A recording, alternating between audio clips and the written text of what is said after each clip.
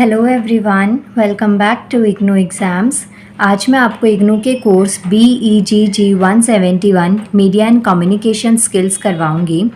इसमें आज हम इसके कुछ इम्पॉर्टेंट क्वेश्चंस करेंगे और मेरे अकॉर्डिंग तो ये लास्ट वीडियो है। मे बी पॉसिबिलिटीज़ हैं कि एक और वीडियो मैं इसकी रिकॉर्ड कर दूं, क्योंकि कुछ क्वेश्चंस और मैंने देखे थे जो मुझे लगे इम्पॉर्टेंट हैं, बट उनमें अभी मैं श्योर नहीं हूँ क्योंकि उनका एज सच मेरे पास ना कोई अभी मटेरियल है नहीं। तो वो ऐसे ही जब मैं ऑनलाइन पढ़ रही थी तो मैंने स्क्रॉल किया तो मुझे वो दिखे क्वेश्चंस। तो मैं अभी ट्राई कर रही हूँ कि उनका मैं एक बार मटेरियल ऐसे प्रॉपर रेडी कर लूँ ताकि आप अपने नोट्स भी प्रिपेयर कर पाएँ अगर आप कहीं से करते हैं तो। इसलिए उसको मैं श्योर नहीं हूँ, लेकिन हाँ इस वीडियो के सारे क्वेश्चंस आपको करने हैं। एंड मैं यही बोलूँगी कि थैंक यू सो मच, मेरे चैनल को इतना सपोर्ट आप लोग कर रहे हैं ना, सीरियसली बहुत अनएक्सपेक्टेड सा है ये। मैंने होप नहीं करी थी कि इतना अच्छे तरीके से इस पर व्यूज़ आएंगे। बस एक चीज़ की कंप्लेन है आप सबसे कि प्लीज़ लाइक कर दिया कीजिए। व्यूज़ आते हैं लेकिन लाइक नहीं करते आप वीडियो पे, इतनी देर नहीं लगती है। तो प्लीज़ इस वीडियो पे ना लाइक करिएगा और ना 100+ लाइक्स का हम लोग टारगेट रखते हैं कि इस वीडियो पे आप सबको 100+ लाइक्स तो डेफिनेटली करने ही करने हैं। उससे ज़्यादा अगर कर देते हैं तो वो बहुत मेरी गुडनेस होगी, लेकिन हाँ इतना तो 100 तक का टारगेट आप लोग लेके चलिएगा। सो वीडियो स्टार्ट करते हैं, ज़्यादा बातचीत नहीं। Media and communication skill. First question है what is editing and why do we need to edit. Second question है what is the importance of ethics in advertising and what moral principles should advertisements follows. Third question is describe the important functions and the principles of the news editing. Number fourth one is the World Wide Web is an important medium of communication. Identify its main elements and discuss how to create content for web. तो question हमारा first है what is editing and why do we need to edit. तो editing क्यों ज़रूरी होती है? तो basically editing का मतलब यही होता है कि आप जो प्रोसेस होता है राइटिंग का उसको इम्प्रूव कर दें। अब मानिए किसी में उसमें वर्ड्स अगर कुछ डिफ़िकल्ट हैं या कुछ वोकैबुलरी आप काफ़ी स्ट्रॉन्ग यूज़ कर रहे हैं तो उसमें आपने कुछ चेंजेस कर दिए, ये वजह होती है। इसी वजह से हम एडिटिंग करते हैं। या कोई चीज़ को आपने कुछ मिस्टेक्स कर दी, गलत वर्ड्स लिख दिए, स्पेलिंग एरर हो गया तो उसको आपने चेंज कर दिया। सो बेसिकली जो एडिटिंग होती है ना उसमें आपके पास में क्या क्या चीज़ें होती हैं, जो चेंजेस होते हैं वो कंटेंट और स्ट्रक्चर राइटिंग दोनों ही तरीके से हो सकते हैं। जो कंटेंट होता है ना उसमें भी चेंजेस हो सकते हैं, प्लस स्ट्रक्चर राइटिंग जो जिस तरीके से आपने डेटा दिया है वो उसमें कुछ चेंजेस कर दिए, स्पेलिंग एरर वगैरह, ये सब चीज़ें आपके पास में एडिटिंग में आती हैं। But the fundamental aim remains the same, मतलब कि जो मेन पर्पस होता है, मेन टारगेट होता है किसी भी कंटेंट का, वो चेंज नहीं होता। उसके अलावा कोई भी जो नेसेसरी चेंजेस आपको करने होते हैं, जो भी मिस्टेक्स हो जाते हैं, वो सबको जब आप हटाते हैं तो उस चीज़ को हम एडिटिंग कहते हैं। जिससे कि आप मतलब जो एडिटिंग होती है उससे आप ये इंश्योर कर रहे होते हैं कि जो वर्क है ना, काम है, वो ईजी हो जाए, जो रीडर और व्यूअर्स होते हैं उनको चीज़ें समझ में आ जाए और आपका जो मेहनत है ना वो पूरी तरीके से फले फूले। तो इस चीज़ के लिए आप एडिटिंग करते हैं। Good editing ensures that the readers are able to understand what the communicator is trying to communicate and secondly they should find it easy to comprehend how he or she conveyed it. जो good editing होती है उसके दो यहाँ पे phases बता रखे हैं। फर्स्ट तो ये कि जो गुड एडिटिंग होती है इससे ये फायदा होता है कि जो कम्युनिकेटर क्या कहना चाहता है ये चीज़ रीडर को, व्यूअर्स को एक बार में समझ में आ जाए, ज़्यादा उसमें कॉम्प्लिकेशंस ना हो, वर्ड्स बहुत क्लियर हो, वोकैबुलरी इतनी ज़्यादा टफ यूज़ नहीं करी होनी चाहिए कि किसी को समझ में ना आए। तो ये एक बेनिफिट हो सकता है कि जो कम्युनिकेटर होते हैं ना वो क्या ट्राई करना चाहते हैं, क्या समझाना चाहते हैं, वो चीज़ रीडर को समझ में आ जाए। सेकंड थिंग इज़ कि जो चीज़ उन्होंने सुनी समझी उसको ईजी वे में कॉम्प्रिहेंड किया जाए, समझा जा सके। जो भी चीज़ समझाई गई उसको पूरा एनालाइज करके उसका जो निचोड़ निकाला जाए वो काफ़ी ईजी हो जाए। ये एक गुड एडिटिंग का पर्पस होता है। अब एडिटिंग की ज़रूरत क्यों होती है? क्वेश्चन आता है why do we need to edit, editing की ज़रूरत क्यों होती है? तो देखिए ये क्वेश्चन में ही मैं आपको दिखाती हूँ। यहाँ पे सी क्वेश्चन है what is editing and why do we need to edit. तो हमें पहला तो पॉइंट मैंने बता दिया एडिटिंग क्या होती है। सेकंड वन इज़ कि नीड एडिटिंग की जो ज़रूरत है वो क्यों होती है। तो जो फर्स्ट वर्जन होता है ना वो कई बार परफेक्ट नहीं होता, नंबर ऑफ टाइम्स होता है, उसमें कुछ ज़्यादा मिस्टेक्स होती है और यूजुअली मिस्टेक्स होती ही होती है, तो उसको चेंज किया जा सकता है।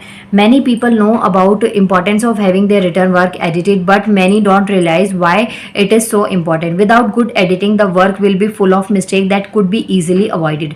अगर एडिटिंग नहीं करी जाती, एक बार करे हुए काम को दोबारा से क्रॉस चेक नहीं किया जाता, तो जो उसमें मिस्टेक्स रह गई ना, तो वो रह जाती है, जिससे कि जो रीडर्स होते हैं, व्यूअर्स होते हैं, उनके ऊपर आपका एक गलत इंप्रेशन पड़ सकता है, आपकी एक नेगेटिव इमेज बन सकती है। तो इस वजह से एडिटिंग और क्रॉस चेक करना एक बार को अच्छा हो जाता है कि आप एक बार चेक कर लें कि सब कुछ ठीक है, और कहीं कुछ टचअप वगैरह देना है तो वो आप दे दें। यहाँ पे कुछ आपको इंपॉर्टेंट रीज़न दे रखे हैं to have a written work edit before we publish और share it to with anyone else. तो यहाँ पे कुछ आपको रीज़न दे रखे हैं कि किस वजह से जो एडिटिंग है वो इंपॉर्टेंट होती है, क्यों उसको हमें एडिटिंग करनी चाहिए। Now we may not notice mistakes in our own work but others will. कई बार होता है जो काम हम करते हैं, जो चीज़ आप समझाते हैं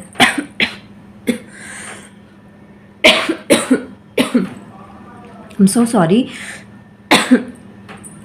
नंबर ऑफ टाइम्स ऐसा होता है कि जो चीज़ आप करते हैं, आपका जो काम होता है, उसमें आपको अपनी मिस्टेक्स ना दिखे, कोई और उस मिस्टेक को एनालाइज करे या समझे, तो एडिटिंग की हेल्प से ना वो मिस्टेक्स को हटाया जा सकता है। तो एडिटिंग एक काफ़ी अच्छा और इम्पॉर्टेंट स्टेप बन जाता है। Second one is editing is an important aspect of the editing and writing profession. जो राइटिंग प्रोफेशन होता है उसमें एडिटिंग एक काफ़ी अच्छा और इम्पॉर्टेंट एस्पेक्ट होता है, क्योंकि लिखते वक्त बहुत सारी मिस्टेक्स हो सकती है, और कई बार हम खुद नहीं लिखते हैं, जो कंटेंट होता है उसको किसी और से लिखवाया जाता है। कंटेंट का होता है लेकिन उसको टाइप किसी और से करवाया जाता है, तो उस टाइम पे भी हो सकता है कि उसका ध्यान कहीं हो जाए यहाँ वहाँ, या फिर किसी मशीन की वजह से, किसी वजह से ना उसमें जो कंटेंट राइटिंग है उसमें कुछ दिक्कत आ जाए। तो एडिटिंग से या उसको क्रॉस चेक करने से वो जो मिस्टेक्स आप उनको अवॉइड कर सकते हैं। इसके अलावा ये इंप्रूव करता है रीडेबिलिटी को, और जो एडिटिंग है ना, इससे हमारा जो वर्क होता है काफ़ी एक्सेसिबल होता है, और जो इम्प्रूव करता है, जो फ्लो होता है ना वर्क का, उसको काफ़ी हद तक इम्प्रूव कर दिया जाता है। Editing makes sure that we are using exactly what we mean instead of our meaning being lost in other words. Editing से जो आप कहना चाहते हैं, जो आप वर्ड्स यूज़ करें मीनिंग को समझाने के लिए, तो उसका क्या एग्जैक्ट मीनिंग है, क्या वही मीनिंग है जो आप समझाना चाहते हैं, वही वर्ड्स को आपने यूज़ किया हुआ है, तो ये चीज़ उससे क्लियर हो जाती है। It prevents us from making grammatical errors, make our work look more और professionals, and also improves readability.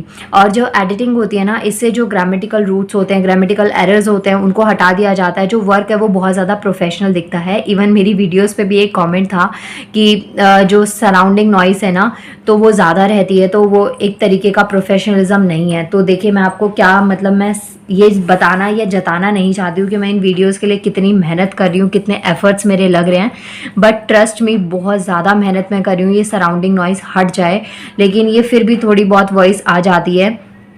Even मैं फ़ैन AC सब कुछ ऑफ करके वीडियोस रिकॉर्ड करती हूँ, और इस हद तक स्वेटिंग हो जाती है ना रिकॉर्डिंग में कि उसको वर्ड्स में एक्सप्लेन नहीं कर सकती। लेकिन मैं ये जता नहीं रही हूँ, बट अगर आप ये सोच रहे हैं कि मैं एफर्ट्स नहीं दे रही हूँ तो ये मत सोचिएगा, सच में ट्राई कर रही हूँ। लेकिन आगे की वीडियोज़ में मैं और इम्प्रूव करूँगी कि जो सराउंडिंग नॉइस है वो ना के बराबर आए, इवन आए ही ना। लेकिन अभी वाले एग्जाम्स में आप जैसे तैसे एडजस्ट करके निकाल लीजिए, क्योंकि अभी मेरे पास एज सच कोई सोर्स नहीं है, और ना कोई इतनी खास टेक्नोलॉजी तो है, खैर मुझे उसको यूज़ करना नहीं आ रहा है, लेकिन अभी मेरे पास इतने ज़्यादा सोर्सेज नहीं है। तो प्लीज़ आप कॉप अप कर लीजिए, थोड़ा बहुत एडजस्ट करिए। फिर नेक्स्ट एग्ज़ाम्स में मतलब जो नेक्स्ट सेशन होगा, मैं चाहती हूँ आप लोगों को तो दोबारा ये वीडियोस देखनी ना पड़े, क्योंकि आप सबकी ग्रेजुएशन इसी बार में अच्छे मार्क्स से हो जाए। और बट आगे के लिए मैं इम्प्रूव करूँगी इसको। सॉरी, टाइम वेस्ट किया मैंने आप लोगों का। नाउ देखिए, इसमें कुछ ग्रामेटिकल एरर्स होते हैं, वो चीज़ें हट जाती हैं एडिटिंग से। नेक्स्ट आता है adhering to the rule book और style book of the newspaper is necessary, checking and cross checking facts number and name also to have to be done. जो एडिटिंग होती है उसमें जो फैक्ट्स आपने लिखे हैं, नंबर्स का जो आप यूज़ करते हैं, नेमिंग वगैरह होती है, तो उसको भी एक बार से क्रॉस चेक कर लिया जाता है। प्लस जो हेडिंग्स और जो हेडलाइंस होती हैं, सब हेडलाइंस होती हैं, उनके लिए कुछ अप्रोप्रिएट पिक्चर्स का यूज़ कर लेना, ग्राफिकल रिप्रेजेंटेशन करना, ये सब एडिटिंग का ही एक पार्ट होता है। और ग्राफिकल रिप्रेजेंटेशन या जो एडिटिंग करते हैं, तो इसका मतलब ये नहीं कि बहुत आप पिक्चर्स से ही सब कुछ भर दें, जितनी पिक्चर्स की नेसेसिटी है, जितनी रिक्वायरमेंट है, उतनी ही पिक्चर्स को आप यूज़ करते हैं। इसके अलावा professional editors help us find and correct mistake that we might have missed. और जो प्रोफेशनल एडिटर्स होते हैं ना, वो उन मिस्टेक्स को भी कैप्चर कर लेते हैं जो यूजुअली आप या मैं छोड़ दें, नहीं समझ में आए, मिस्टेक्स नहीं दिखें। इससे जो सेंटेंस स्ट्रक्चर होता है उसको अच्छा बनाते हैं, टोन, ऑर्गेनाइजेशन एक्सेट्रा, इन सब के ऊपर भी एडिटिंग से वर्क किया जा सकता है। तो ये हो गया आपका फर्स्ट क्वेश्चन एडिटिंग वाला। नेक्स्ट क्वेश्चन आता है question number 2, what is the importance of ethics in advertising and what moral principle should advertisements follows. तो जो एथिक्स होते हैं एडवर्टाइजमेंट में, एथिक्स के क्या इंपॉर्टेंस हो सकते हैं और कौन से मोरल प्रिंसिपल्स पे उनको एडवर्टाइजमेंट्स के लिए उनको फॉलो करना चाहिए। तो क्वेश्चन आपके पास में आता है सेकंड क्वेश्चन। आप देखते हैं सेकंड क्वेश्चन के लिए, ये रहा second question, what is the importance of ethics in advertising and what moral principle should advertisements follows. तो आंसर देखिए, consumers are getting informed about the features and benefits of the particular product and service through advertisements. जैसे कि कोई भी product ना market में जब launch होता है तो उसके बारे में सबको नहीं पता होता, उसको कैसे यूज़ करना है। बहुत सारे ऐसे प्रोडक्ट्स होते हैं जिसके बारे में आपको डाउट रहता है, इसको कैसे यूज़ करना है, कैसे इसको समझना है। इवन आप कई बार ऐसा भी होता है, कुछ ऐसे प्रोडक्ट्स होते हैं जिसको आप एडवर्टाइजमेंट उसका देख लेते हैं ना, फिर भी समझ में नहीं आता उसको कैसे यूज़ करना है। फिर आप यूट्यूब पर आते हैं या कहीं और से उसके बारे में पढ़ते हैं, समझते हैं। तो जो कंज्यूमर्स होते हैं ना, वो ये चीज़ को इन्फॉर्म करना, वो चाहते हैं कि उनको इस चीज़ की इन्फॉर्मेशन मिले। जो भी प्रोडक्ट नया लॉन्च हो रहा है या उस प्रोडक्ट को कैसे यूज़ किया जा सकता है, उससे रिलेटेड जितने भी फीचर्स होते हैं, इंपॉर्टेंस होते हैं, वो सब चीज़ें उनको जाननी होती है। We have the right to be informed in order to make the best purchasing decision possible. और ये चीज़ हमारा राइट भी है ताकि हम अपना जो डिसीजन ले पाएँ कि हमें कौन सा प्रोडक्ट खरीदना है, कौन से प्रोडक्ट को परचेज करना है, क्यों परचेज करना है। तो इस वजह से आप उसको, आपके लिए जानना बहुत ज़रूरी होता है। This right comes with the end important responsibilities of the advertiser. तो जो ये जो राइट है ना, कि आपको पूरा राइट होता है कि आप उस चीज़ को समझे, कैसे वो प्रोडक्ट को यूज़ करना है और क्या क्या क्या कॉन्सिक्वेंस हो सकते हैं, किस तरीके से बेस्ट तरीके से आप उसका रिजल्ट ले सकते हैं। तो ये आपका राइट है। इस राइट की वजह से ना, नेक्स्ट यहाँ पे पॉइंट दे रखा है, advertisers must provide us with the accurate information so that we can make informed choices. जो भी एडवर्टाइजमेंट्स होती हैं, जो भी प्रोडक्ट की एडवर्टाइजमेंट होती है, तो उसके लिए आपको एक एक्यूरेट इन्फॉर्मेशन मिलनी चाहिए जिससे कि आप अपनी चॉइस को मेकअप कर पाएँ। बट ये चीज़ आपने भी देखा होगा कि ये ना रियलिटी में पॉसिबल नहीं होता। बहुत से ऐसे फेक एडवर्टाइजमेंट्स होते हैं कि सिर्फ उनको प्रोडक्ट सेल करने से मतलब होता है, आपकी हेल्थ या आपकी चॉइस वहाँ पर मैटर नहीं करती। सिर्फ ये होता है कि प्रोडक्ट की परचेसिंग बढ़े, सेल बढ़े। तो यही चीज़ यहाँ पे बता रखी है। While advertising plays an important role in our economy, it also has the potential to mislead consumers and therefore negatively impact business that tries to do business ethically by providing honest and transparent information about their product and services. तो ये जो तरीका है ना, कि मतलब कि आप जो चीज़ दिखा रहे हो वो चीज़ आप नहीं दे रहे हो, तो इससे क्या होता है, कई बार ना जो कुछ जेन्युइन प्रोडक्ट्स होते हैं ना, कुछ जेन्युइन जो एडवर्टाइजर्स होते हैं, बिजनेस होते हैं, जो अपने प्रोडक्ट को बहुत ट्रांसपेरेंसी रखते हैं और काफ़ी अच्छा दिखाते हैं, तो उसमें अगर कुछ नेगेटिव बात भी वो अपने प्रोडक्ट की बता देते हैं ना, तो इससे जो कंज्यूमर्स होते हैं उनके लिए एक नेगेटिव इमेज बनती है। उनको लगता है कि प्रोडक्ट सही नहीं है। वहीं पे कोई अगर आपको झूठ बोल के, अच्छा बता के, झूठ बोल के प्रोडक्ट को सेल करता है ना, तो उसकी मार्केटिंग ज़्यादा बढ़ जाती है। तो इससे ना जो ऑनेस्ट और ट्रांसपेरेंट इन्फॉर्मेशन देते हैं अपने प्रोडक्ट की, उनका कहीं ना लॉस हो जाता है। तो नेगेटिवली इम्पैक्ट बिजनेस, तो इसका मतलब यही यहाँ पे समझा रखा है कि कई बार ऐसा भी होता है कि कुछ अगर ऑनेस्टी ज़्यादा ही दिखा देते हैं अपने प्रोडक्ट के लिए, थोड़ी बहुत जो उसमें नेगेटिविटी होती है वो दिखा देते हैं, तो उसकी वजह से उनके बिजनेस पे काफ़ी हद तक लॉस आ जाता है। Here I have described why the importance of ethics in advertisements is necessary. अब यहाँ पे आपको ना डिफरेंस वो इम्पोर्टेंस बता रखे हैं, importance of ethics in advertisement. जो एथिक्स होते हैं ना, उसमें उसकी क्या नेसेसिटी होती है एडवर्टाइजिंग में। फर्स्ट है, ethics is in advertising means a set of well-defined principles which governs the ways of communication taking place between the seller and the buyer, and it is the most important feature of the advertising industry. तो ethics से क्या होता है, जो भी principles होते हैं, मतलब कि जो well-defined principles होते हैं ना, कि जो communication होती है एक seller और buyer के बीच में, किस तरीके की communication होनी चाहिए, किस तरीके की बातचीत होती है। तो जो ethics होता है ना, वो basically इस तरीके की भी एक advertisement का एक part होता है, और ये बहुत important feature होता है किसी भी एडवर्टाइजिंग इंडस्ट्री में। तभी आपने ऐसे ना देखा होगा, बहुत सारी जो एड्स होती हैं उसमें डायरेक्ट प्रोडक्ट को ना दिखा के पहले उसके पीछे ना एक प्लेटफॉर्म सेट किया जाता है, क्योंकि वो चीज़ आपको ना ज़्यादा अट्रैक्ट करती है कि एक डायरेक्ट प्रोडक्ट का सेल कर दिया। तो उससे बेटर कोई एक बढ़िया सी और ना इंफॉर्मेटिव ऐड बनाई जाती है प्लेटफॉर्म सेट करके, जिससे आप प्रोडक्ट को लेने को ज़्यादा एक्साइटेड होते हैं। नेक्स्ट पॉइंट है, customers want to feel confident and they can trust the seller and sellers company before any kind of commitment is made. Without ethics no one would like to buy products or service from the sellers. तो अगर ethics नहीं use करते वो लोग, तो कोई भी ना अपने प्रोडक्ट्स को सेल नहीं मतलब कि जो उनके प्रोडक्ट्स होते हैं ना उनकी ज़्यादातर परचेसिंग नहीं हो पाती, ज़्यादातर कस्टमर्स जो होते हैं ना वो उनके प्रोडक्ट को नहीं खरीदते। फिर इसी वजह से जो एथिक्स होते हैं वो एडवर्टाइजिंग में बहुत ज़्यादा ज़रूरी हो जाते हैं। नेक्स्ट आपको पॉइंट दे रखा है, in today's competitive and buyers market advertisements have to be truthful. जो आज का जो टाइम है ना कॉम्पिटिटिव मार्केट जो इस तरीके है, क्योंकि बहुत सारे प्रोडक्ट आप एक चीज़ खरीदे, हेयर ऑयल भी देखिए तो उसमें आपको 4-5 वैरायटी और मिलेंगी। 4-5 तो मैं खैर कम बोल रही हूँ, आप देखेंगे ना कम से कम 50-60 वैरायटी आपको मिल जाएंगी मार्केट में। तो इस वजह से ना बहुत सारी बार ना मिसलीडिंग हो जाती है, क्रेडिबिलिटी जो होती है ना ऑर्गेनाइजेशन की वो लॉस्ट हो जाती है इसी वजह से। तो एथिक्स से क्या होता है कि एक ना अच्छा सा आप एडवर्टाइजमेंट करवा पाते हैं। एथिक्स बेसिकली मतलब यही हो गया कि कुछ ऐसी उसमें आपने देखा कि कोई चीज़ जो आप प्रोडक्ट को सेल कर रहे हैं, परचेज कर रहे हैं, क्या वो सही है, क्या वो गलत है। इसी वजह से ना जितनी भी एडवर्टाइजमेंट्स होती हैं उनमें कंपैरिजन दिखाया जाता है। जैसे कि जो डिटर्जेंट होता है ना, इसकी भी अगर आप ऐड देखते हैं तो एक बकेट में ऐसा मतलब जो भी उन्होंने डिटर्जेंट डाला तो उसमें जो वाइट कपड़े डालते तो वो साफ़ नहीं होते। सेकंड में आपने देखा ओ माय गॉड ये तो बिल्कुल ही नए जैसे हो गए। तो ये क्या, ये कंपैरिजन है कि एक डिटर्जेंट ने वो नहीं करा और जो कंपनी उसको सेल करना चाहती है सेकंड वाला जो डिटर्जेंट जो उनको सेल करना है उसमें उन्होंने दिखाया कि कितना ज़्यादा कपड़ा साफ़ हो गया। तो इससे क्या है, कंपैरिजन जब होता है ना तो हमें समझ में आता है कि हाँ ये चीज़ हम देखेंगे। और ये चीज़ आप सबने भी करी होगी कंपैरिजन। जैसे कि मानिए एग्ज़ाम आपका, कभी भी किसी चीज़ का एग्ज़ाम होता है तो उस टाइम पे आपके मार्क्स आए कम, तो आप ये नहीं बताते आपके कम आए, आप ये बताते हैं कि आपके जो क्लास में टॉपर है उसके भी मार्क्स इतने ही हैं और टॉपर के भी कुछ खास मार्क्स नहीं आए हैं, इवन आप ही सेकंड टॉपर है या थर्ड टॉपर है। तो इससे क्या होता है कि पेरेंट्स का ध्यान ना आपके मार्क्स पे ना जाके फिर इस चीज़ में घूम जाए कि हाँ मार्क्स भाई सबके ही कम आ रहे हैं। तो ये चीज़ यहाँ पे समझा रखी है। नेक्स्ट है, honesty is another crucial part of an advertisement. जो ऑनेस्टी है ना वो एडवर्टाइजमेंट क्या हर एक फील्ड का ना बहुत ही क्रूशियल पार्ट है। Any company that makes the exerted claims about their products can't be trusted and therefore should be avoided. तो जैसे कुछ कंपनीज जो होती है ना वो काफ़ी ज़्यादा एक्स्ट्रा चीज़ें दिखा देती है। तो एक्स्ट्रा चीज़ें दिखाने से क्या होता है कि उस प्रोडक्ट पे ना ट्रस्ट नहीं हो पाता।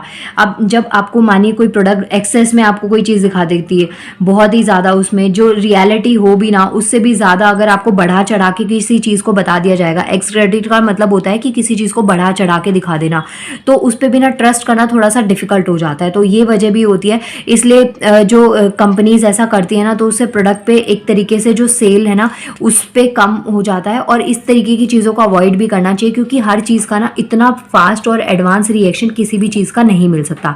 जैसे कि एग्जांपल मानिए मैं जो अपना ना यूट्यूब का जो मैं वीडियोस अपलोड कर रही हूँ इसका मैं थंबनेल बना के ये डालूँ कि पेपर जो आपका आएगा ना वो यही आएगा, तो ऑब्वियसली मेरे को व्यूज़ तो मिल जाएंगे इस चीज़ पे क्योंकि अभी आप सबकी नीड है और नीड के अकॉर्डिंग अगर काम करते हैं ना तो ज़्यादा सक्सेस मिलती है। लेकिन उसका बेनिफिट नहीं होगा क्योंकि देखिए ऑब्वियसली पेपर तो मैंने बनाया नहीं तो मुझे आइडिया भी नहीं है कि पेपर में क्या आएगा क्या नहीं। तो इसलिए अगर वो चीज़ करते हैं ना तो ऐसा फॉल्स अगर आप कोई चीज़ देखते हैं ना तो वो चीज़ हमको अवॉइड करनी चाहिए। और एडवर्टाइजमेंट के लिए ये चीज़ सभी करते हैं। तो यही आपको समझा रखा है कि कोई ब्रांड होता है उसको अपना सेल करना होता है तो उसमें ये चीज़ वो ज़्यादा फोकस करते हैं। Hence the ethical aspect is just important as a brand image. तो जो एथिकल एस्पेक्ट होता है ना वो इतना ही इंपॉर्टेंट होता है जैसे कि किसी ब्रांड की इमेज इंपॉर्टेंट होती है। तो जो एथिक्स होते हैं वो एडवर्टाइजमेंट में काफ़ी, जो ये दोनों चीज़ें ना एथिक्स प्लस एडवर्टाइजमेंट दोनों मिलके काफ़ी मेजर रोल प्ले करते हैं। अब यहाँ पे कुछ आपको प्रिंसिपल्स दे रखे हैं, मोस्ट इंपॉर्टेंट मोरल प्रिंसिपल जो कि एडवर्टाइजमेंट्स में होने चाहिए। अगर कंपनी और ब्रांड्स की बात करें तो मोर अवेयर होते हैं वो सोशल रिस्पॉन्सिबिलिटीज़ के लिए और उनका जो कंट्रीब्यूशन होता है more meaningful to the world, they are responsible for how to advertise their products.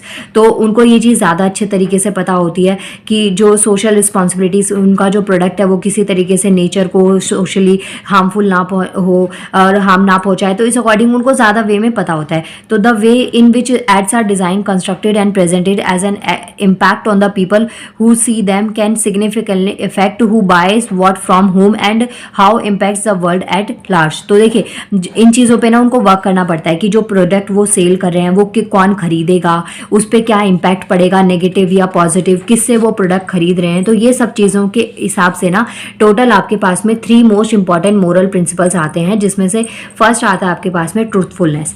तो फर्स्ट आता है ट्रूथफुलनेस। ट्रूथफुलनेस का मतलब होता है honesty. It is important to be honest with your audience. तो ये बहुत ज़रूरी है कि आप अपनी ऑडियंस के साथ में काफ़ी ऑनेस्ट रहें। ऐसा नहीं है कि सेल करने के चक्कर में कुछ भी गलत सलत दिखा रहे हैं, कुछ भी ओवर दिखा रहे हैं जो एक्चुअल में प्रोडक्ट है ही नहीं। आप प्रोडक्ट की जो इमेज है वो कुछ अलग बना रहे हैं और जब उसको परचेज कर लिया जाता है तो कंज्यूमर को लगता है कि ये तो फेक था। Consumer will know when the sellers are not being truthful, even if they can't articulate it. Honesty builds a credibility and respect, both of which the advertisers need in order to sell the products. अब जैसे ना market में बहुत सारे ऐसे products होते हैं, बहुत सारे ऐसे ब्रांड्स होते हैं जिसके ऊपर ना कंज्यूमर्स का ब्लाइंड ट्रस्ट होता है। उन्हें लगता है कि ये प्रोडक्ट ना काफ़ी अच्छे होंगे। इवन कई बार हम जो सेलिब्रिटीज़ या जो हमें सेलेब्स पसंद होते हैं, जो सेलिब्रिटीज़ हमको पसंद होते हैं, फेवरेट होते हैं, तो हम उन पे ना ब्लाइंड ट्रस्ट करते हैं। तो हमें लगता है कि अगर ये कोई प्रोडक्ट को बोल रहे हैं, सेल कर रहे हैं, तो ये सही होगा। बट ऐसा कई बार नेसेसिटी नहीं होती। वो कई बार वो पैसों के चक्कर में भी गलत चीज़ को रिकमेंडेशन दे देते हैं। तो यही चीज़ आपको बता रखी, जो ऑनेस्टी है ना वो होना बहुत ज़रूरी है। अगर कोई ब्रांड अपनी ऑनेस्टी क्रिएट कर पाता है तो उससे क्या होता है, आप उस प्रोडक्ट को ना उस ब्रांड के सारे प्रोडक्ट्स को लेने का एक बार ट्राई करते हैं कि हम चलो उस प्रोडक्ट के उस ब्रांड के सारे प्रोडक्ट्स को ट्राई करते हैं। लेकिन अगर ऑनेस्टी नहीं दिखाएंगे, फेक चीज़ें देंगे, तो एक बार तो ऑब्वियसली सेल हो जाएगा कि चलो अच्छे के चक्कर में आपने एक बार तो परचेज कर लिया।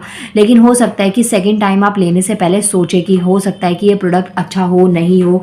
जैसे पहले प्रोडक्ट ख़राब निकला था तो इस बार भी आपका पैसा प्लस टाइम दोनों ही वेस्ट ना हो जाए। तो यही चीज़ है कि ऑनेस्टी बहुत इंपॉर्टेंट होती है। If a customer trusts you, he or she will be more likely to make the purchase even if there is another option available for less money. और अगर कोई कस्टमर किसी ब्रांड के ऊपर ट्रस्ट करता है ना तो वो उसको डेफिनेटली लेंगे ही लेंगे, चाहे दूसरा ब्रांड सेम क्वालिटी का उनको दूसरे अमाउंट में कम में क्यों ना मिले। लेकिन फिर भी एक अगर ब्रांड के ऊपर अगर उनको ट्रस्ट हो जाता है ना तो वो डेफिनेटली लेते हैं। तो फर्स्ट प्रिंसिपल आता है ट्रूथफुलनेस। सेकेंड प्रिंसिपल आता है responsibility. Advertisers must be responsible for what they put into an advertisements. तो जो भी चीज़ उन्होंने एडवर्टाइजमेंट के लिए दी है, अच्छी है, यूज़फुल है, ट्रस्टवर्थी है, तो वो होनी चाहिए। जो प्रोडक्ट उसमें दिखाया गया है, जो चीज़ उसकी इंपॉर्टेंस दिखाई गई है, वो रियलिटी में भी होनी चाहिए। Most product need to be advertise their quality because they would not sell without an advertisement to begin with. It is an obligation of an advertiser to advertise a product in a way that is true to its content and use. For example, advertiser must make sure claim made in advertisement could be backed up or facts or studies. तो जो भी चीज़ वो product दिखाते हैं बेचने से पहले, जो भी उसकी क्वालिटीज़ बता रहे हैं, जो भी चीज़ें उसमें बता रहे हैं, तो वो एकदम रियलिटी होनी चाहिए। तो उनकी रिस्पॉन्सिबिलिटी बनती है कि कुछ भी फेक ऐसे एडवर्टाइजमेंट ना करें। जो कंटेंट में चीज़ें दिखा दी, जो चीज़ें वो कंटेंट दे रहे हैं, वो भी रियलिटी में होना चाहिए। ऐसा नहीं कि प्रोडक्ट में कुछ और दिखा रहे हैं और उसकी जगह पे बेच कुछ और रहे हैं। बट ऐसा रियलिटी में होता है। बहुत सारी ऐसी ड्रिंक्स होती है, बहुत सारे ऐसे प्रोडक्ट्स होते हैं जो कि नशे की फॉर्म में बेचे जाते हैं, लेकिन उनको दिखाया ऐसे नहीं जाता है। नेक्स्ट आता है principle upholding humans dignity. Advertisement must not show people in way that disrespect their fundamental dignity. They should not, for example, portray someone as a helpless infant or an animal, nor should they deem a particular group, example men or women. तो जो dignity है ना उस पर इनको work करना चाहिए। Even कोई भी एडवर्टाइजमेंट जो होती है ना वो किसी की पर्सनल लेवल पे किसी को पॉइंट नहीं करनी चाहिए, चाहे वो कोई भी पर्टिकुलर ग्रुप है, मैन है, विमेन है, या फिर कोई भी जैसे गरीब है, बच्चा है, या कोई एनिमल है। तो मतलब कि किसी पर्टिकुलर पे उसको बिलोंग नहीं करना चाहिए। तो ओवरऑल जो ह्यूमंस की जो डिग्निटी होती है उसको होल्ड करके रखना चाहिए। इसमें एडवर्टाइजमेंट के में ये चीज़ भी काफ़ी इंपॉर्टेंट होती है और इसके ऊपर भी जो एडवर्टाइजर्स होते हैं उनको ध्यान रखना चाहिए। इसके बाद में नेक्स्ट यहाँ पे एक बार जैसे जो डिग्निटी वर्ड है ना इसका मतलब यही हो गया कि काम होना चाहिए, बहुत ही सीरियस बिहेवियर होना चाहिए। मतलब ऐसा नहीं है कि आपके एडवर्टाइजमेंट से किसी की डिसरिस्पेक्ट हो रही है, किसी को आप गलत बता रहे हैं। तो बहुत ही नॉर्मल चीज़ें आपको सेल करनी चाहिए। Such as also should not encourage social presence just as discrimination based on race.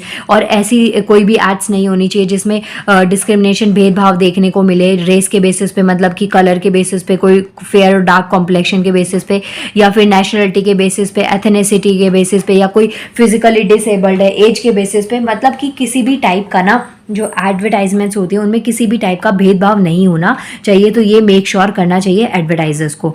They should treat individual with equal respect and appreciation. हर किसी को ना बहुत ही इक्वल रिस्पेक्ट के साथ में और अप्रिशिएशन के साथ में ट्रीट करना चाहिए, जो भी वो एडवर्टाइजमेंट्स करते हैं, जिस भी प्रोडक्ट की वो एडवर्टाइजमेंट करते हैं। अब ये हो गया आपका question number 2। what is importance of ethics in advertisement and what moral principles should advertisements follow. Third question आता है describe the important functions and the principles of news editing. तो आपको इम्पॉर्टेंट फीचर्स फंक्शंस बताने हैं, principles बताने हैं news editing के। Now question number third बताते हैं न्यूज़ एडिटिंग। तो देखिए एडिटिंग जो होती है ना वो यही है कि आप अपने मिस्टेक्स को हटा रहे हैं, एरर्स को हाईलाइट नहीं होने दे रहे हैं, तो जिससे कि अच्छे कंटेंट पे ही इम्पैक्ट जाए और आपकी ऑडियंस बनी रहे। तो जब न्यूज़ एडिटिंग होती है ना उसमें अगर आपको जो इंपॉर्टेंट फंक्शंस बताने हैं न्यूज़ एडिटिंग के, तो वो क्या क्या होते हैं। तो फर्स्ट होता है choosing heading, deciding what headlines to run and in what order. जो हेडलाइंस है ना वो बहुत मैटर करती हैं। हेडलाइंस बहुत ही कैची होनी चाहिए, किस सीक्वेंस में पहले कौन सी हेडलाइन दिखानी है कौन सी वाली नहीं। तो इससे ना आपको समझ में आता है कि जो व्यूअर्स हैं, जो रीडर्स हैं, आपकी जो ऑडियंस है वो कितनी देर तक टिकी रहेगी। तो ये चीज़ हेडलाइन के ऊपर बहुत डिपेंड करती है। Is one of the newspaper editors की ड्यूटी। तो जो हेडलाइंस है ना वो एक की ड्यूटी होती है या की पॉइंट होता है किसी भी न्यूज़पेपर का। Headlines can dramatically affect our readers perceive an event. तो जो हेडलाइंस है ना काफ़ी ड्रामेटिकली इफेक्ट होनी चाहिए, क्योंकि सबको ना आजकल ड्रामा ज़्यादा पसंद आता है। सीधी सीधी चीज़ें समझा दो ना, प्लेन सी चीज़ें तो समझ में नहीं आती। ऑब्वियसली देखिए दाल में भी जब तड़का लगता है ना तभी टेस्ट आता है। तो यही चीज़ है कि लोगों को कैची होनी चाहिए, इफेक्ट करनी चाहिए और एकदम से उनको कैच करे अपनी साइड। तो ऐसी वाली जो हेडलाइंस है उसके ऊपर वर्क करना चाहिए। An editor's decision on which headlines to run in what order as well as whether not to include a particular story can have both negative और positive impacts on newspaper readership and thus it revenues. तो जो किस तरीके की headlines लेनी चाहिए, इसका positive और नेगेटिव इम्पैक्ट पड़ता है, प्लस उसके रेवेन्यू पे भी कितना उससे अर्निंग होगी। इन सब चीज़ों का मेन जो होता है ना वो हेडिंग ही होती है। हेडिंग अगर सही होती है तो उसके बाद में ऑथर्स जो होते हैं या व्यूअर जो होते हैं ना वो उस पर रुकने का ट्राई करते हैं। नेक्स्ट सेकंड पॉइंट बता रखा है। फर्स्ट है हेडलाइंस को चूज करना, सेकंड पॉइंट है edit for style tone and voice. News article should be easy to read and understand. जो न्यूज़ आर्टिकल्स होते हैं ना वो बहुत ही ईजी टू रीड होने चाहिए और अंडरस्टैंडेबल होने चाहिए। ऐसा नहीं है कि आप बहुत ही हार्ड एंड फास्ट उसमें वोकैबुलरी यूज़ करें कि वो ऑथर्स को समझ में नहीं आ रही। देखिए वो नॉवल नहीं है कि जिसका इंटरेस्ट है तो करे। न्यूज़पेपर ऑलमोस्ट सब लोग रीड करते हैं, हर एक टाइप के इंसान रीड करते हैं, चाहे 12th पास हो, 10th पास हो, चाहे ग्रेजुएट हो, चाहे कॉम्पिटिटिव एग्जाम की प्रेपरेशन कराओ। हर एक कैटेगरी में ना ऑलमोस्ट न्यूज़पेपर को रीड किया ही किया जाता है। तो जो उनकी वोकैबुलरी है, वर्ड्स को यूज़ किया जा रहा है, ग्रामेटिकल चीज़ें उनको बहुत ही प्रिसाइज वे में यूज़ करना चाहिए। ऐसा नहीं कुछ भी आप उसमें भर रहे हैं, कुछ डिफिकल्ट चीज़ें डाल दी कि रीडर का मन ही ना करे रीड करने का। इन अ न्यूज़पेपर और a magazine story editors edit for grammar. जो एडिटिंग जो होती है वो ग्रामर के लिए होती है, पंचुएशन के लिए हो सकती है, स्पेलिंग के लिए हो सकती है, क्लैरिटी या प्रिसीजन के लिए हो सकती है। तो पॉइंट ऑफ व्यू ये सब चीज़ों से मेंटेन करके चलना चाहिए। To maintain a consistent style and keep stories moving swiftly.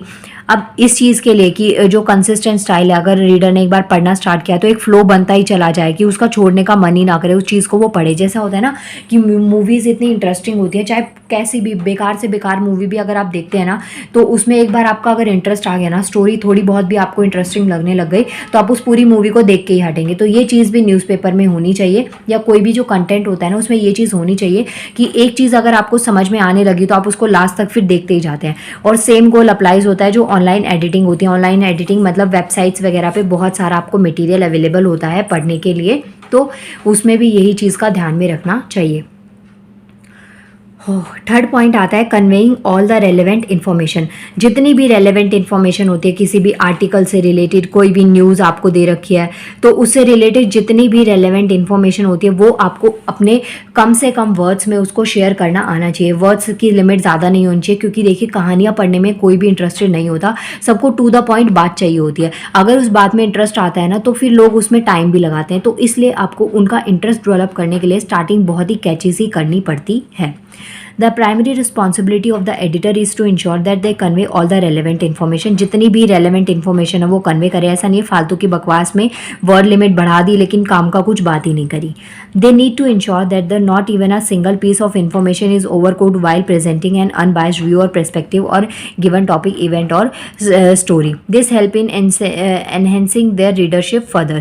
तो अगर बहुत ही कैची सा रहता है, इसके अलावा जो piece of information है वो बहुत ही limited वर्ड्स में उसको यूज़ किया गया है, तो इससे क्या होता है कि रीडर का मन भी करता है कि हमें रुकना है, काम की चीज़ है, जेन्युइन फैक्ट्स के साथ में बात करी गई है, तो इसलिए वो उस चीज़ के ऊपर काफ़ी हद तक वर्क भी करते हैं। ये आपके पास में कुछ इंपॉर्टेंट फंक्शंस थे एडिटिंग के।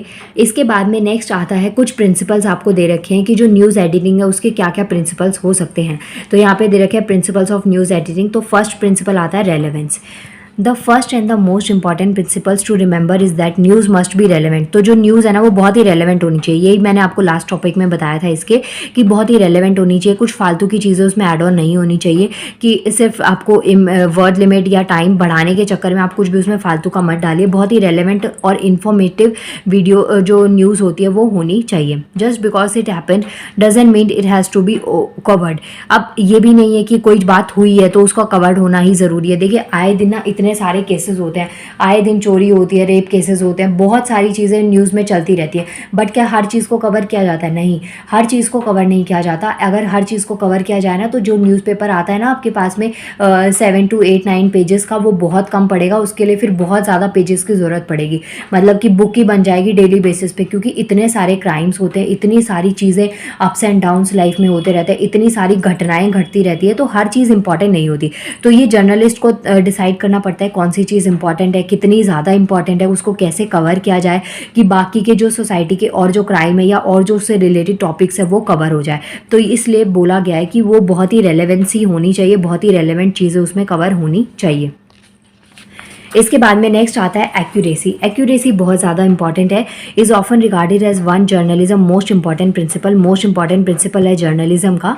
The industry's most important standards for accuracy include not only making of facts, seeing source back information, consulting authoritative source of confirm that details are needed to tell a story accurately, correcting error in a timely manner, not over simplifying facts or information. तो जब जो accuracy है ना, इसमें क्या क्या चीज़ें, facts वगैरह को देखना, जो सोर्स ऑफ इन्फॉर्मेशन है उसको क्रॉस चेक कर लेना, कहीं कुछ फेक तो नहीं है, सब कुछ वैलिड है ना, जो डेटा आप अपलोड कर रहे हैं वो भी कितना करेक्ट है। इसके अलावा जहाँ से आपने जिन अथॉरिटीज़ वगैरह से कंसल्ट किया है वो कितनी जेन्युइन है, कितना सोर्स ऑफ जो कंफर्मेशन है वो कितना अच्छा है। इसके अलावा जो स्टोरी आप बता रहे हैं या जो न्यूज़ आप कवर कर रहे हैं वो कितनी है, उसका टाइम पीरियड तो नहीं हट गया है कि मतलब आप बहुत लेट उस चीज़ को कवर कर रहे हैं, या फिर कुछ जो फैक्ट्स हैं उसको कुछ ज़्यादा ही सिंप्लीफाई वे में भी नहीं लेना, कुछ ओवर इन्फॉर्मेशन भी नहीं देनी। बहुत ही जेन्युइन चीज़ों के साथ में वर्क करना पड़ता है। तो ये चीज़ आती है आपकी एक्यूरेसी में। थर्ड पॉइंट आता है क्लैरिटी। क्लैरिटी का मतलब क्या होता है? Clarity along with the brevity is another most important principal in the news editing. तो जैसे अभी जो बाकी की चीज़ें आपने पढ़ी ना, उनके साथ साथ में क्लैरिटी भी काफ़ी ज़्यादा इंपॉर्टेंट रोल प्ले करती है। अब जो ये वर्ड इसमें दे रखा है ना ब्रेविटी, इसका मतलब होता है कि बहुत ही शॉर्ट और क्विक होना चाहिए, मतलब फैक्ट्स के साथ में आप बात करें। ऐसा नहीं है कि स्टोरियाँ लिख रहे हैं, पेजेस भरे जा रहे हैं। आप खुद से सोचिए, जो आपकी जो बुक्स होती है ना वो अगर सारी ब्लैक एंड वाइट, उसमें पैराग्राफ्स में सब कुछ लिखा होता है ना, तो पढ़ने का मन नहीं करता। वहीं पर जितना शॉर्ट में चीज़ें लिखी होती हैं आपका उतना ही ज़्यादा पढ़ने का मन करता है।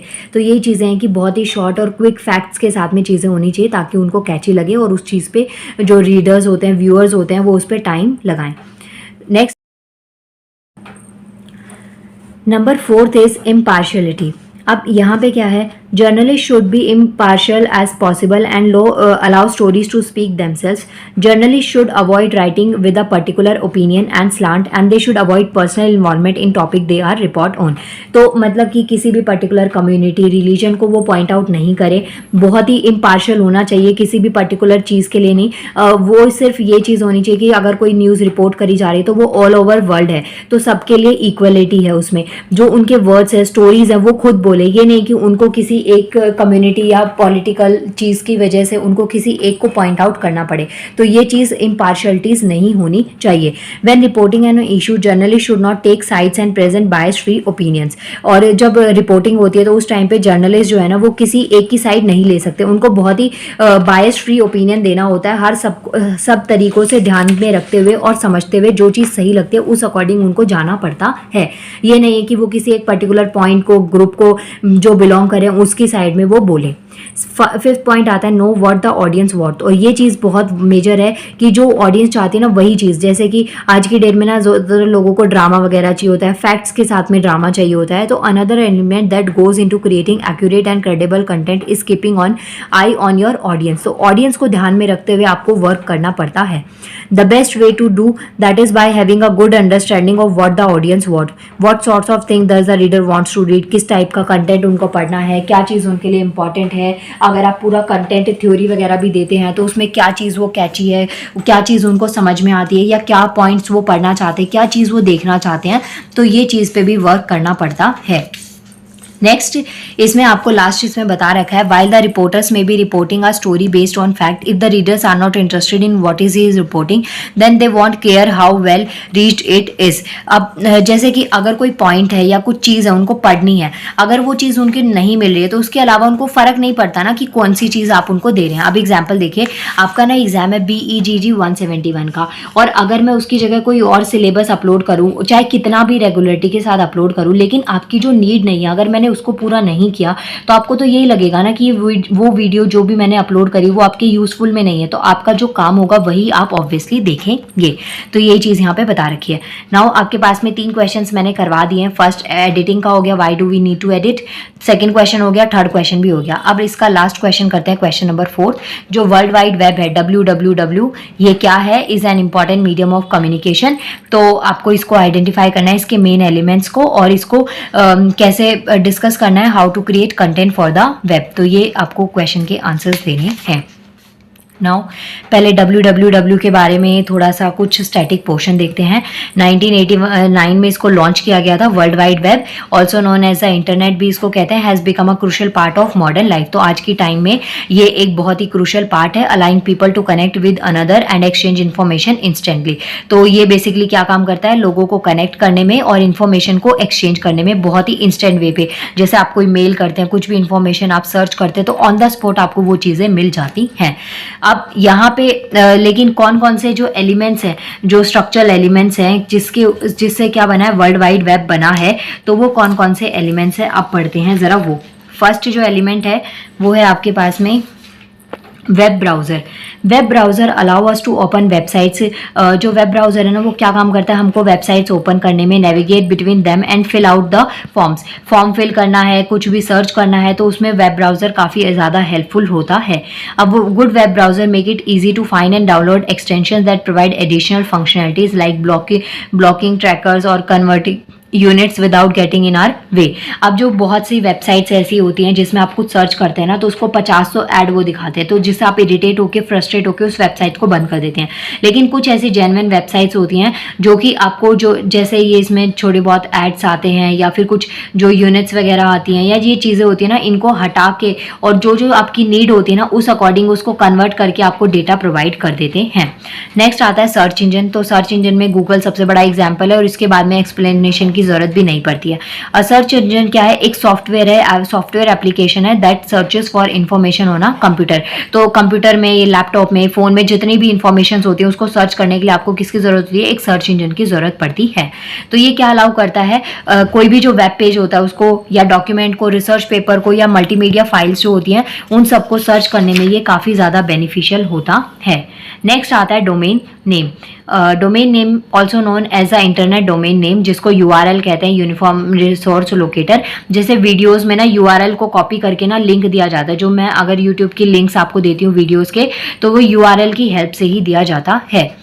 Is a address of a website on the world wide web. तो ये क्या होता है, जो वर्ल्ड वाइड वेब है ना www, उसका वेबसाइट का एड्रेस होता है वर्ल्ड वाइड वेब का। A domain name is a unique address that people use to find websites on the internet is much the same way that the street address are use to find business और house in the physical world. तो यही चीज़ें आपको यहाँ पे बता रखी हैं कि जो वेबसाइट्स होती है ना उसमें एक यूनिक वे होता है वेबसाइट्स पे डोमेन्स को इनको फाइंड आउट करने का, और वो क्या होता है, डोमेन नेम। अब नेक्स्ट जैसे कि यहाँ पे एग्जांपल दे रखा है कि मानिए आप कहीं पे जाते हैं तो वहाँ पे आपको लैंडमार्क मिल जाता है तो थोड़ा इजी हो जाता है ना, एक्सेस हो जाता है आपका वहाँ पे पहुँचना।